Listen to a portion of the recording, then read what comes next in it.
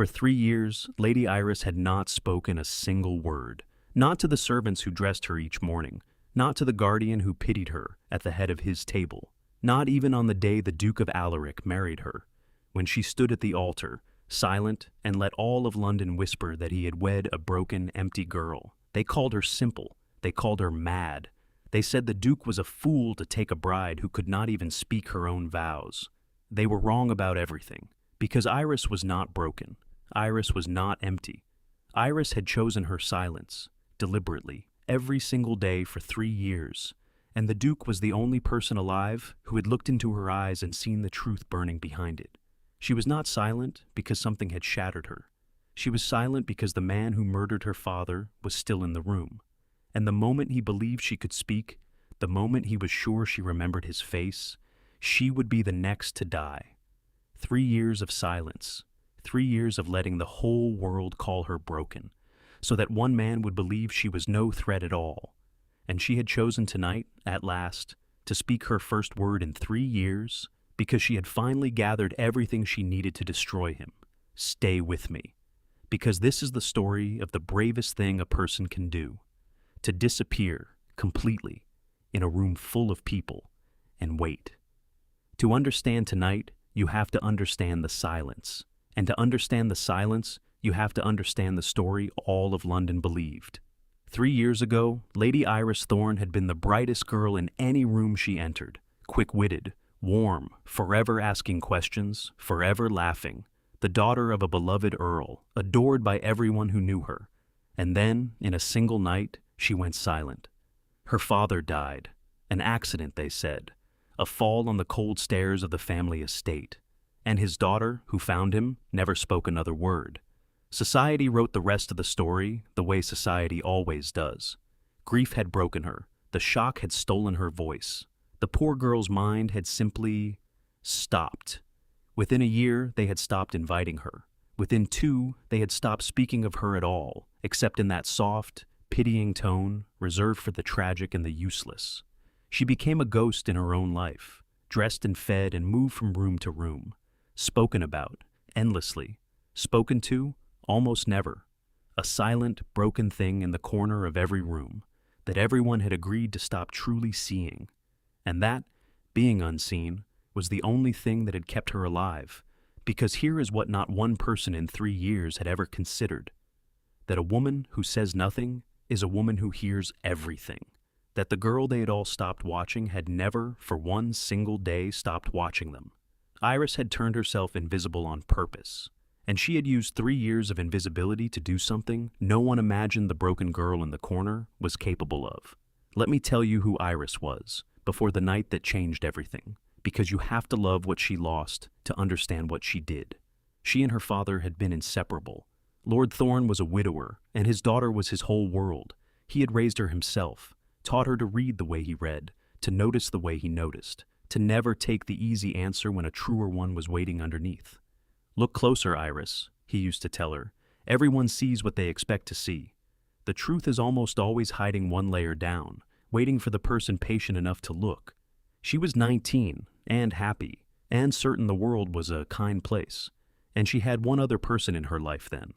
A quiet, watchful young man named Alaric, not yet a duke then, only the heir to one, who had been her father's friend and had, over long summers, become something more careful and more real to Iris than she had words for. He had never said anything, neither had she. But there had been a look between them, the summer she was 19, that had felt like a promise waiting for the right year to be spoken. And then her father died, and Iris went silent. And the promise, like everything else, went into the dark with her voice. Hold on to him. Alaric, the quiet young man who watched. Because 3 years later, when the whole world had written Iris off as broken, he would be the only living soul who looked at her silence and thought, no, that is not grief. I have seen this girl's mind. That is something else. That is a choice. And he would be right. So how does a duke come to marry a bride who cannot speak? Everyone assumed it was charity, or foolishness, or that the great Duke of Alaric, back from years abroad, had simply been saddled with a mad girl by a guardian eager to be rid of her. The truth was the opposite. The truth was that Alaric had come home, seen Iris across a crowded room, silent, overlooked, sitting perfectly still while the world flowed past her. And he had watched her for one long minute, and in that minute, he saw it. He saw her eyes move. Not the vacant drift of a broken mind, but the sharp, deliberate tracking of someone listening, cataloging every face, every word, every movement in the room, and giving away nothing. He saw her hands, folded in calm. He saw her choose, consciously, not to react to a cruel joke made at her expense 3 feet away. A broken woman flinches, or she is blank. Iris was neither. Iris was controlled, and Alaric, who had known her when she was the cleverest girl in England, understood in that single minute what 3 years of London had missed entirely. Iris was not lost inside her silence. Iris was hiding inside it. He did not know from what, not yet. But he knew that the girl he remembered would not have gone silent from grief alone, and he knew that whatever she was hiding from, she was still, 3 years later, hiding from it inside her own guardian's house. So he did the only thing he could think of to get her out of that house. He offered to marry her. He married a silent bride not out of pity and not out of foolishness, but because he had looked closer, the way her father once taught her to, and seen a woman in danger wearing silence like armor. He didn't yet know what she was armored against, but he knew that if he could get her under his own roof, out from under her guardian's watchful eye, then maybe, the bravest silent woman in England would finally have somewhere safe enough to speak. He had no idea how close the danger truly was, or that it had been sitting at the head of her table for 3 years.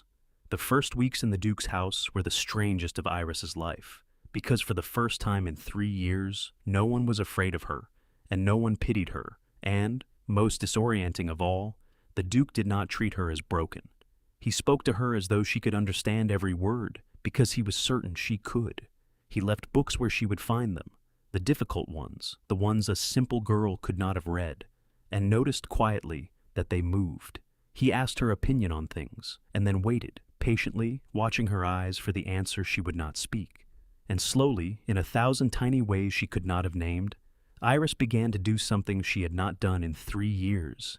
She began to trust, not with words, never yet with words, but she began to let him see. A flicker of amusement at a joke she was not supposed to understand. A pointed glance at a book he'd left when he'd gotten a fact wrong, as if to say, "You know better than that." Small things, dangerous things. Cracks in 3 years of perfect armor. One evening, he set a chessboard between them, said nothing, and simply began to play both sides. On the 4th move, Iris reached out and moved a black pawn. Alaric looked up at her, and for just a moment, the silent, broken Duchess of Alaric looked back at him with the sharpest, most alive eyes he had ever seen, and the ghost of a challenge on her lips. "There she is," he said softly. She did not smile, but she did not look away either. She was still not speaking. 3 years of silence do not break in an evening, and Iris's silence, remember, was not a habit. It was survival. She would not risk a single word until she was certain it was safe. But she had let the Duke see her mind, and that was the most she had given anyone in 3 years. What she did not yet know was whether she could trust him with the rest, with the truth of what she'd seen. Because the truth was a loaded weapon, and if she aimed it and missed, it would kill her. Now I have to tell you what really happened 3 years ago, what Iris saw, the thing she had carried, alone and silent, every day since. It was not an accident. Her father did not fall. Iris had come down the great staircase late that night, unheard, and she had seen it. She had seen a man standing over her father's body at the foot of the stairs. She had seen him arrange the scene, move the body, position it just so, to tell the story of a fall. And then the man had looked up, and straight into her eyes, and Iris had recognized him. It was her uncle, her father's younger brother, Lord Gideon Thorne, charming, respected, forever short of money, and forever resentful of the brother who held the title and the fortune he believed should have been his. He had killed her father for the inheritance, and now he was staring at the one witness in all the world. Iris was 19, unarmed, alone at the top of a staircase with a murderer at the bottom of it. And in that frozen half-second, some deep animal part of her mind understood the entire shape of her situation with perfect, terrible clarity. If he knows I saw, if he knows I understood, I am already dead. So she did the only thing that could save her life. She let her face go completely, utterly blank. She let her mouth fall slack and her eyes go empty. She swayed and gripped the banister and made herself into the very picture of a girl whose mind had just snapped in two at the sight of her dead father, and she never, ever let the mask slip again. Think about the speed of that. 19 years old, staring at the man who just murdered her father, and in the space of a single breath she calculated the only path out alive, and took it. Not with a scream, not by running, by disappearing, by making Gideon Thorne believe the shock had shattered her before she could understand what she'd seen. It was the most brilliant, most desperate act of survival imaginable, and it worked.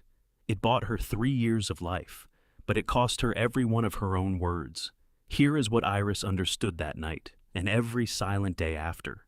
Gideon could not be certain what she had seen. Had she witnessed the killing, or only stumbled on the aftermath? Had her mind truly broken from shock, or was she pretending?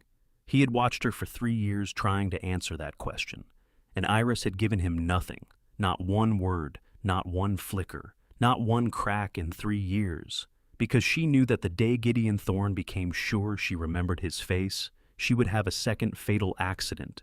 Her silence was not damage. Her silence was a performance she gave every waking hour for 3 years, with her own life as the price of a single mistake. The broken girl in the corner was the most disciplined, most courageous person in every room she sat in, and no one ever knew. If your heart just broke a little, if you're only now realizing that the girl everyone called broken was the bravest person in the entire story, holding a 3-year silence with her life on the line, then you already understand what this channel is about. The ones the world overlooks, the quiet ones with steel underneath, the truth hiding one layer down. That's every story I tell here. Subscribe and stay with me to the end, because what Iris does next is the part you will never forget. Now you understand who Lord Gideon Thorne is, and you understand why, even married and moved into the Duke's house, Iris was not yet safe. Because Gideon was not gone. Gideon was respected and charming and everywhere, a fixture at every gathering, a frequent caller, a man who had spent 3 years positioning himself as the devoted uncle of a poor, broken niece. It was excellent cover, and it kept him close enough to watch. He had not wanted the marriage.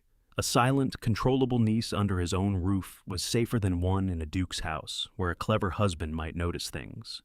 But to object too strongly would have looked strange, and Gideon Thorne had survived 3 years by never, ever looking strange. So, he smiled and gave his blessing, and began to call at the Duke's house far more often than an uncle should. And Iris, watching him from behind 3 years of silence, understood exactly why he came. He was checking. Every visit, every too warm smile, every gentle, "And how is my poor Iris?" He was searching her face for the one thing that would sign her death warrant, a sign that marriage and safety had loosened her tongue. Picture the nerve it took to sit at that table. Iris, across from the man who murdered her father, who would murder her the instant he was sure. And she had to be, every second, the same blank broken girl, while her husband watched from one side and her father's killer watched from the other. But something had changed now, because Iris was no longer only surviving. Under the Duke's roof, for the first time in 3 years, Iris had begun to plan. Here is the part of the story I love most. Because Iris had never, for one single day of her silence, been passive. Silence, it turns out, is the perfect disguise for an investigator. For 3 years, everyone had spoken freely in front of the broken girl who couldn't understand and couldn't repeat. Servants gossiped. Gideon's men grew careless. Gideon himself, over 3 years of believing her mind was gone, had said things near her that a careful man never would have.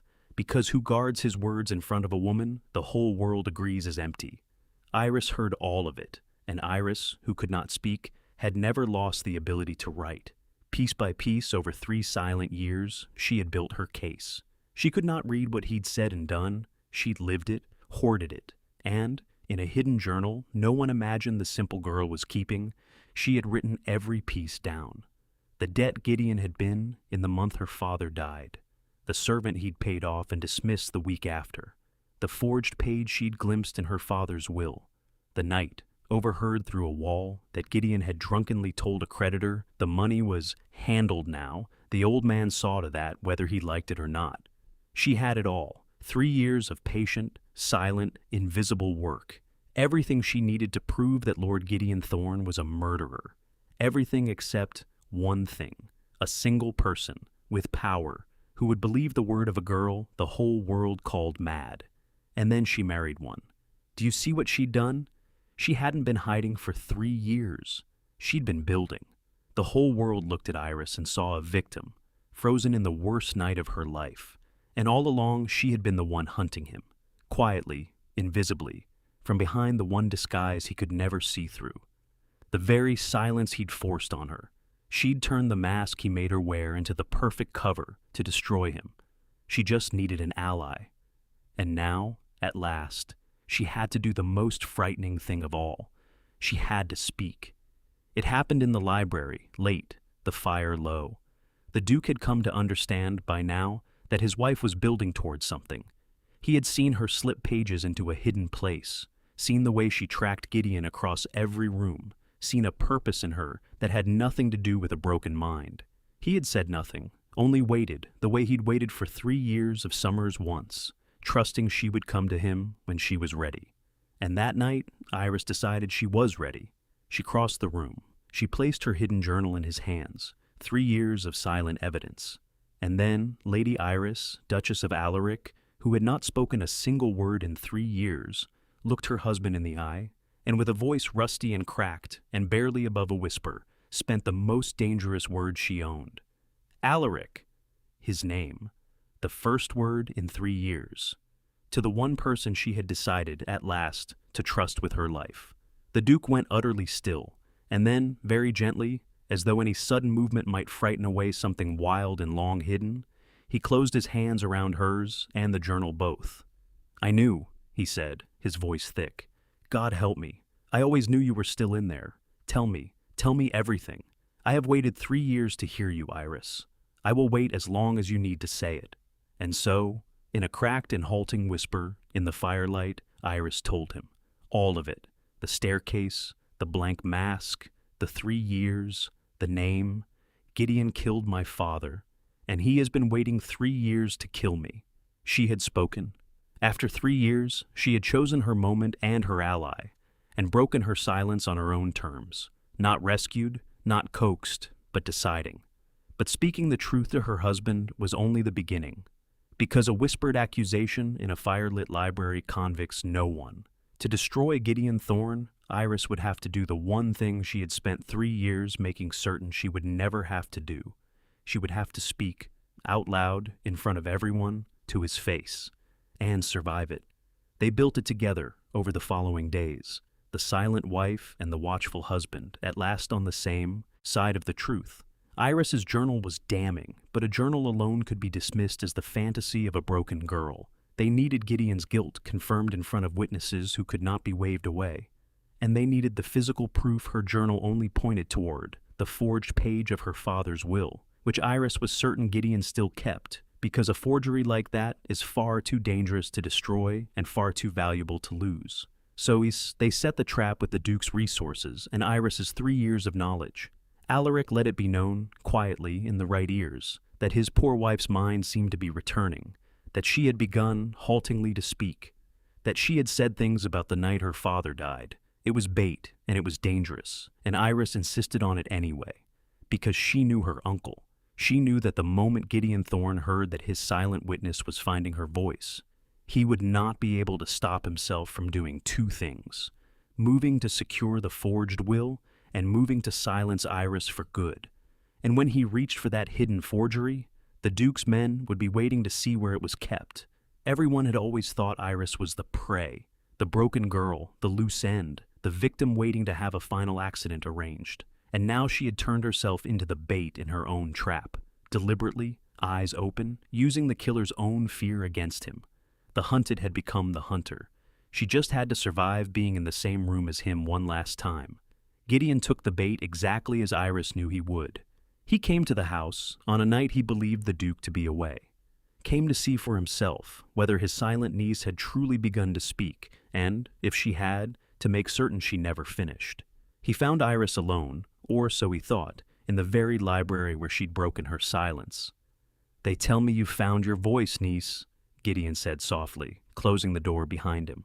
All the charm was gone now. Only the murderer was left. "After all this time? Such a shame. I had rather hoped you'd stay quiet. It was so much safer for you."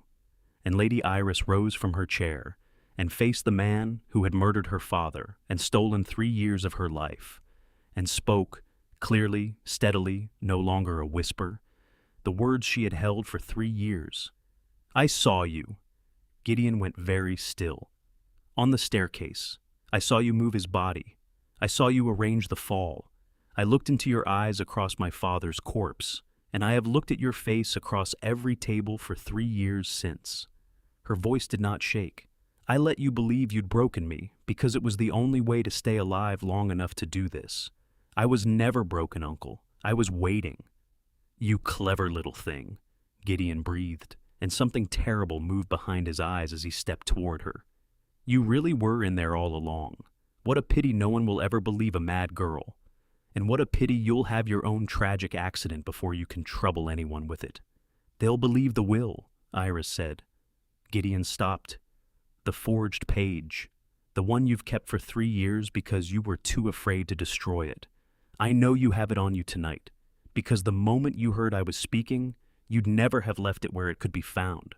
She tilted her head, 3 years of silence breaking open into something fierce and bright. "You came here to silence a witness, and instead you brought the evidence that hangs you straight into a room full of the Duke's men. And from the shadows of the library, from behind the curtains and the door he'd so carefully closed, Alaric and his witnesses and the magistrate stepped into the light. There it was. Every choice Gideon had made for 3 years, keeping her alive because he wasn't sure, keeping the forgery because he was afraid, coming himself tonight because he couldn't risk anyone else. Every single one had been anticipated by the silent girl he'd stopped watching. She hadn't just survived him. She had outthought him for 3 years from behind a mask he forced on her. And now the murderer stood in a room full of witnesses with the proof of his crime in his own pocket. Gideon Thorne ran, of course. Cornered men always do. But there was nowhere in that house to run, and the forged page, snatched from his coat as he was seized, was exactly what Iris had promised. The proof that turned a mad girl's story into a murderer's confession. He was tried for the murder of his brother. Iris's journal laid out the trail. The forgery sealed it. And the witness everyone had spent 3 years dismissing as broken took the stand and, in a clear and steady voice, destroyed him with the truth she had guarded for 3 years. Lord Gideon Thorne, who had murdered his own brother for a title and spent 3 years watching a silent girl to be sure of his safety, was undone entirely by the one thing he'd been certain was no threat at all, her. He hanged. And Iris's father, the Earl who had taught his daughter to always look one layer beneath the easy story, was finally laid to rest as what he was. Not a man who fell, but a man who was murdered, and a man whose daughter loved him enough to spend 3 silent years avenging him. The night it was over, Iris and Alaric sat again in the library where she'd first spoken his name. For a long while, neither said anything at all. 3 years of silence do not vanish in a courtroom. Iris was still learning, word by careful word, that it was safe to use her voice, that she no longer had to weigh each syllable against her own life. "You don't have to speak," Alaric said gently. "Not if you're not ready. I told you once, I'll wait as long as you need. I waited 3 years. I would have waited 30. And Iris, Lady Iris, who had chosen silence to survive, and chosen at last to end it on her own terms, turned to the one person who had looked at a broken girl and seen the truth underneath. "When I was 19, she said, her voice still soft, still finding itself, "there was a promise, one neither of us ever spoke. I have thought about it every silent day for 3 years. She took his hand. "I should like to speak it now, while I still can, while I finally can." And in the firelight, the silent bride said all the words she had been saving, every one she had swallowed for 3 years, to the man who had never once needed her to say them and had loved her anyway. And the promise from the summer she was 19, the one that went into the dark with her voice. She kept it. They both did. But that is a happiness for the very end of our story. 1 year later, the house that had once been so silent was the loudest, warmest home in the county. Iris spoke now, carefully still sometimes, the way a person favors a long-healed injury, but freely and often and with that same quick wit her father had loved. She filled the rooms she had once haunted as a ghost with conversation and argument and laughter, and long, unhurried talks by the fire with the husband who had waited 3 years to hear her. She kept her father's words framed above her writing desk, where she now wrote things she was allowed to write. Everyone sees what they expect to see. The truth is almost always hiding one layer down, waiting for the person patient enough to look. "What are you thinking?" Alaric asked her one evening, watching her at that desk. Iris looked up, and this time she smiled. "That for 3 years," she said, "every single person who looked at me saw a broken, empty girl, and exactly one person looked closer." She reached for his hand. "You were the only one who ever believed there was still someone in here worth waiting for." "No," Alaric said quietly.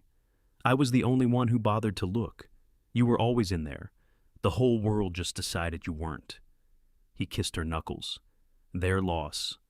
And the greatest fortune of my life. So here is what I want you to carry with you tonight. For 3 years, the whole world looked at Iris and saw a broken girl. Empty. Simple. Finished. They were so certain. And they built that certainty out of nothing but their own laziness, because a broken girl was an easier story than a brave one. And every day, right in front of them, sat the most disciplined, most courageous, most patient person in the room, surviving the unsurvivable, avenging the man she loved, hunting a murderer from behind a silence that everyone had mistaken for weakness. The world saw a victim. The truth was a hunter. It was hiding, as the truth so often is, exactly one layer beneath the story everyone had agreed to believe. So the next time the world is certain about someone, certain they're broken, certain they're simple, certain they're finished, be the one who looks closer. Be the one who wonders what the silence is really for. Because the quietest person in the room is so often the one carrying the most and saying the least and waiting, with more strength than you can imagine, for a single soul to finally look past the easy story and see them. Sometimes silence isn't emptiness. Sometimes silence is the bravest thing a person has ever done. If Iris's story moved you tonight, if you believe the overlooked ones, the quiet ones, the ones the whole world writes off deserve to finally be seen, then you're exactly who I make these stories for. You're my kind of person. Subscribe and turn on the bell so the next one always finds you. And tell me in the comments, did you guess why she stayed silent?